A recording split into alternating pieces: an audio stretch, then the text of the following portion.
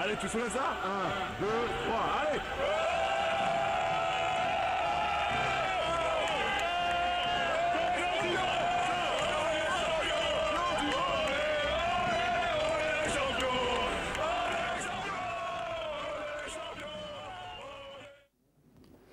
Voilà, vous l'aurez compris, il s'agit de foot qui fait partie aussi de loisirs. Monsieur Brahma Keïta, bonjour. Bonjour. Vous sortez de l'organisation d'une Coupe du Monde de l'Humanité. Qu'est-ce que c'est? Qu'est-ce qui se cache derrière ce concept? Bonjour Anama d'abord, je vous remercie de nous inviter sur votre plateau, sur le plateau du Mali en direct de Bamako. Déjà, on est content d'être auprès de vous déjà pour cette émission en premier coup.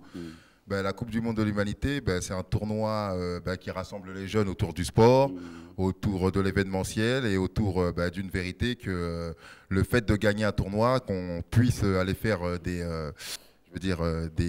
départs au Mali ou dans d'autres pays, faire visiter la ville et faire des actes aussi sociaux et humanitaires dans la ville où les champions se trouvent, dont les champions qui sont là, les champions de l'humanité. Donc on remercie Dieu d'être en bonne santé et d'être ici.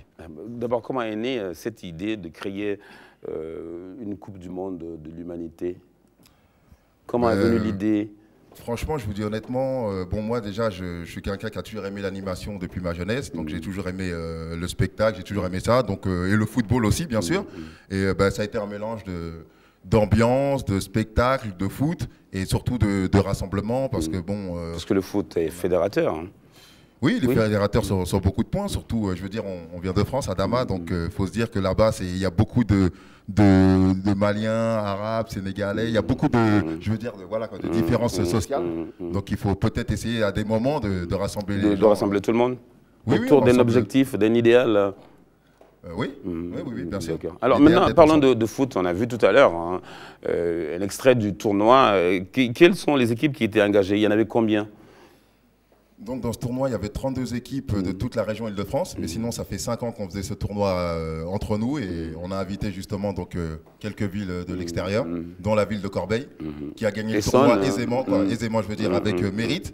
Et voilà, ils ont fait une très belle performance et ils ont tout de suite été d'accord pour venir au Mali, suivre votre émission et ils sont très contents d'être ici en tout cas. Et voilà. Et on passe quand même un bonjour à notre maman qui nous regarde et nos frères. Ces jeunes arrivent au Mali, c'est la première fois. Et on m'a dit, j'ai appris dans les coulisses qu'il y avait des Sénégalo-Mauritaniens, des Maliens. Et vous faites partie? Oui, je suis Mauritanien. Sénégalais. Mauritanien sénégalais. Alors, en organisant une coupe comme ça, quel sentiment on a d'apporter son savoir-faire ou sa propre personne aux autres qui n'ont pas les moyens, qui sont démunis? Quel effet ça fait d'apporter son concours aux gens pauvres? Franchement, ça fait plaisir. Ça fait plaisir de participer à des tournois comme ça, de visiter des pays.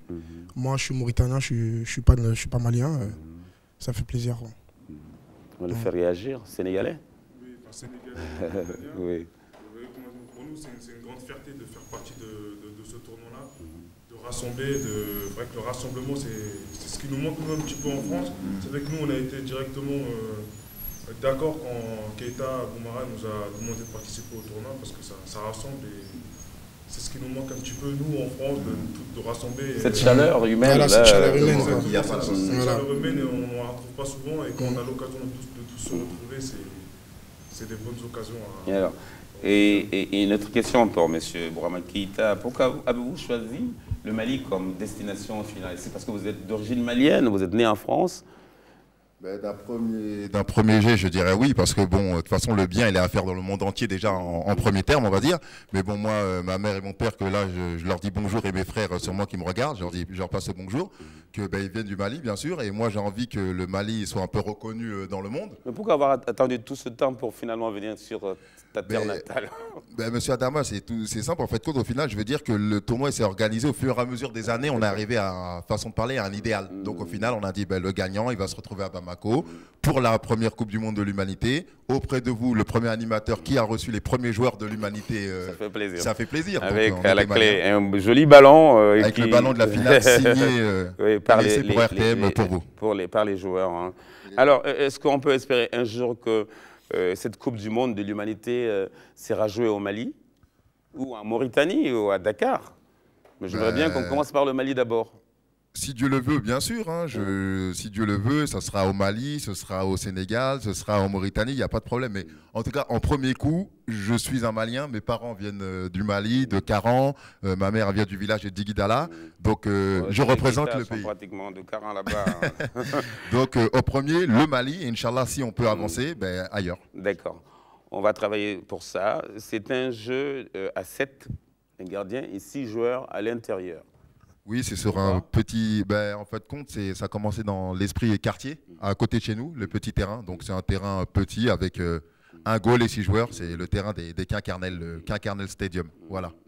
On salue tous les autres. Boubacar, il n'est pas là, Boubacar. Boubacar, c'est... Oui, Demba. Demba, ok. Ouakari, qui est malien aussi. Il y a Bourama, et toi, le géant, le grand. Tu mesures combien, là? Moi, je fais 1m96, moi. Il y a ta force de la nature. Merci. Voici le ballon. Voilà, vous allez le remettre officiellement pour l'ERTM, parce qu'il y a une équipe à l'ERTM ici, une équipe de foot. Moi, je ne joue pas au foot. Je peux leur offrir ce ballon-là pour leur faire plaisir. Voilà. Bouba Maïga qui en est le capitaine, tu récupéreras le ballon le mardi dans mon bureau. C'est pour vous, c'est pour l'équipe de l'ERTM. D'accord, c'est gentil Adama. C'est gentil de votre part en tout cas de nous avoir accueillis. Merci à tous. Voilà, merci à vous. Hein? Restez sur place, hein? Restez sur place et puis on va peut-être saluer quelques personnes. Hein? Le garde Crosby et son épouse Kadiatou Diallo qui nous regardent en ce moment. On fait un peu de musique, hein? Ça ne fait pas de mal à quelqu'un. Lui, il s'appelle Adama Dramé. C'est un génie, en tout cas un batteur formidable du djembé. On va regarder ça. Je vous souhaite un bon retour chez vous. J'espère que vous serez là l'année prochaine pour la Coupe du Monde de l'Humanité, pour le Mali surtout. Et en venant apporter-nous beaucoup d'effets pour les enfants démunis. Message entendu. Pas de problème. Merci beaucoup, Adama. Merci. Merci beaucoup. Merci à toi.